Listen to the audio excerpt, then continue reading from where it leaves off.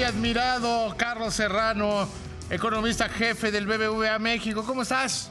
Mi estimado David, muy contento de saludarte. Muy buenas noches. Oye, presentan hoy un reporte, su reporte mensual de banca. ¿Qué destacarías de él, amigo? Bueno, destacaría dos o tres elementos, David. El primero es que la captación del sistema bancario sigue creciendo a muy buenos ritmos. Vemos la captación a enero crece a 9.4% nominal, que es equivalente a 4.3% real. Entonces, el sistema bancario se sigue fondeando bien, pero estamos viendo que el crecimiento se está dando sobre todo en depósitos a plazo y bastante menos en depósitos a la vista. Esto creo que es entendible y el resultado de que las tasas de interés, como hemos hablado tú y yo, están muy altas y los ahorradores buscan los depósitos a plazo para obtener mejores rendimientos. Claro, porque hay la tendencia de que estas altas tasas no se van a mantener. Exactamente. Y que no van a seguir subiendo. Entonces ahorita la recomendación de sentido común pues es agarrar el plazo más largo que puedas, ¿no? Exactamente, amarrar el plazo largo con las tasas más altas porque todo indica pues que ya el ciclo de subidas terminó y a mí me parece incluso que el Banco de México va a comenzar a bajar el jueves que viene de manera cautelosa, pero va a empezar a bajar. En ese sentido, pues los agentes económicos, como bien indica, están tratando de amarrar tasas más altas a plazos mayores, y entonces el sistema ahora se está fondeando bastante más a plazo que a la vista, lo cual me parece que es lógico y esperado con estas tasas. Yo tengo la visión ahí con la decisión de política monetaria que se va a anunciar el jueves, que es, me gusta usar esta figura, de que es como cuando estás llegando a una curva y nada más pones el pie en el freno sin frenar. Sí se prende el stop, pero nada más por si necesitas frenar o necesitas salir de la curva, ¿no? Totalmente de acuerdo contigo, David. Creo que para el nivel de tasas que hay, para cómo está cayendo la inflación, pues bajar 25 puntos básicos, pues vamos a seguir con una tasa muy, muy restrictiva. Digamos, en México la tasa real ex ante, es decir, la que ajusta por inflación esperada, está en 7.4%. Esto es no solamente entre las más altas de cualquier país que tenga grado de inversión, pero además pues es una tasa mucho más alta de la que había hace un año, en términos reales, siendo que ahora la inflación está mucho más baja y que las expectativas más bajas. Entonces me parece que tu analogía es muy buena y creo que incluso pues, México podría tener bajadas algo más agresivas, porque también lo que estamos viendo es este tipo de cambio muy apreciado recientemente, producto de estas tasas. Estamos en 16.70, es verdaderamente bajo. Exactamente, y quizá entonces en ese sentido pues hay espacio para bajar las tasas un poco más. La economía quizás se beneficiaría de un tipo de cambio algo más depreciado. Entonces yo creo que está el espacio tanto por cómo va la inflación, cómo van las expectativas y por el hecho de que tenemos una tasa muy restrictiva. En México creo que la tasa neutral, que es la que estimula y restringe mucho la economía, de estar entre 5.5 y 6, y ahora con una tasa 11.25, pues eso nos habla de que estamos en terreno sumamente restrictivo, David. Y yo creo que en el Banco de México todavía no acaban de dilucidar hacia dónde moverse, ¿no? Pues por lo menos leyendo las últimas minutas, en efecto, parece ser que no hay un acuerdo total. Hay algunos miembros que sí están ya más inclinados a las reducciones, pero hay otros que todavía no. Entonces, creo que no lo acaban de dilucidar. A mí me parece que si bajan la semana que viene y ven que no hay efectos importantes en el tipo de cambio, que me parece que no los debería haber porque está incorporada la bajada, que las expectativas no se alteran y a medida que la inflación siga bajando, pues creo que eventualmente pueden animarse a continuar con el ciclo de bajadas. Y yo creo que eso, la primera bajada, digamos, creo que va a ser clave en ver los efectos y en animarlos a seguir con un ciclo continuo de bajadas durante el año. Y yo casi te diría que no va a ser por unanimidad. Hoy en la mañana en mi columna especulé que iba a ser una votación 4-1. Yo también creo que coincido plenamente contigo. Creo que es 4-1, incluso creo que es más probable el 3-2 que una unánime, pero coincido, creo que lo Sí, más probable yo es no veo 4-1. un anime, yo no veo un anime. Yo tampoco, leyendo las minutas me parece que no va a ser unánime y creo que incluso... Pero fíjate que es una de las ventajas, y perdón que te interrumpa, es una de las Sí, grandes ventajas de leer las minutas. Porque exactamente. son bastante claras.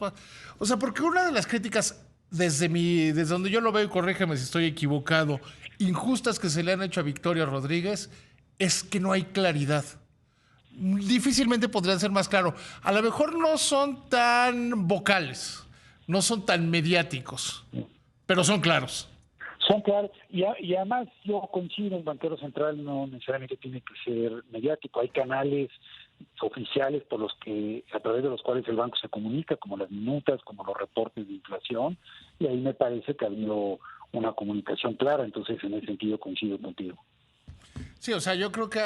Bueno, ¿qué más ven en el reporte? Porque hicimos un periplo bastante largo. La otra cosa que vemos es que el crédito sigue creciendo bien de la banca comercial. Vemos, el crédito creció a enero 10% nominal, lo cual equivale a un 4.9% real, sobre todo impulsado por el crédito al consumo. El crédito al consumo pues está creciendo muy bien, David, todavía 16.8% nominal, eso es un 11.3% real, o sea, seguimos viendo crecimiento de doble dígito en el consumo y creo que eso es reflejo pues, de que si bien ha habido cierta desaceleración en el ritmo de creación de empleo, sigue siendo un mercado laboral muy potente y por lo tanto estamos viendo que el crédito al consumo está creciendo bien y también el crédito a la vivienda con buenos crecimientos, los saldos del crédito a la vivienda ha aumentado en 8.8%. Entonces me parece que tenemos un sistema bancario, David, que sigue siendo entre los mejores capitalizados del mundo, con índices de capitalización de alrededor del 19%, muy por encima del 10,5% que se pide en los criterios de Basilea III, y que crece a ritmos sanos, ¿no? Cuando la gente habla de es que el FOBAPROA, una de las grandes cosas, yo creo que hay pocas cosas, y a ver si se te ocurre alguna a ti, donde el dinero público haya sido mejor usado que en el del salvamento del sistema financiero. Porque no solo se salvó el sistema financiero, sino que se construyó el sistema financiero que hoy tenemos. Totalmente de acuerdo con ambas cosas. Primero, desde luego, es doloroso gastar esos montos en un rescate, sí, pero la alternativa, ¿cuál era, David? La alternativa era que los depositantes hubiesen perdido la confianza en el sistema bancario y eso nos pudo haber llevado a escenarios como el de Argentina, con Bueno, enormes alguna vez me desintermediaciones. dijo Eduardo Fernández, que era el presidente de la Comisión Bancaria en los 90s, que llegaron a poner sobre la mesa una nueva estatización de la banca. No, pues imagínate, peor aún, yo creo que digamos, la estatización pues nos mostró el daño que se puede hacer en términos de dirección del crédito con criterios políticos, permitir que los ahorradores pierdan, pues ahí está el caso de Argentina, o sea, después del escenario del corralito no se ha recobrado la confianza en el sistema bancario, entonces yo creo que eso la alternativa hubiese sido mucho más costosa para el país. Y segundo, coincido, a partir de esa crisis se rediseñó el marco regulatorio de nuestro país, con mejores reglas de capital, con los bancos teniendo mayor capital de más calidad, con muy buenas técnicas para medir la cartera vencida, para crear provisiones, y eso permitió, David, que cuando llegaron las reglas de Basilea III, México fuera de los primeros países en el mundo en adoptarla. ¿Por qué? No porque se hiciera la tarea mucho más rápido, sino porque la regulación que prevalecía en México ya era muy similar a la que vino en Basilea III. ¿Por qué? Porque las lecciones De hecho, que aprendió el mundo, la regulación en México era más alta que la regulación en Estados Unidos. Mucho más. Y lo que ocurrió es que las lecciones que aprendieron muchos países en la crisis financiera global, México las aprendió en 94, las aplicó en la regulación y por eso fue que fue tan relativamente terso a adoptar Basilea III.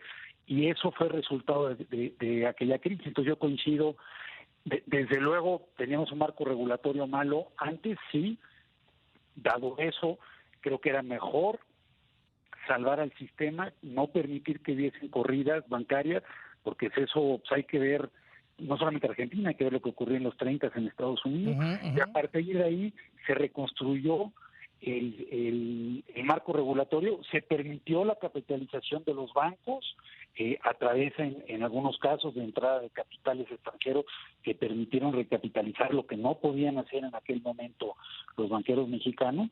Resultado de esto, David, México tiene hoy uno de los sistemas bancarios más solventes del planeta. Sí, no, o sea, yo creo que funcionó bien y es una banca que además compite durísimo. O sea, es una banca que además la competencia ahí está. Queridísimo Carlos, siempre es muy, muy bueno platicar contigo. Siempre me gusta platicar contigo, además de que estoy convencido de que es muy interesante para el auditorio. Lo mismo digo, David, y siempre que converso contigo aprendemos cosas nuevas, así es que el placer también es mío. Te agradezco muchísimo. Buenas noches. Muy buenas noches, David.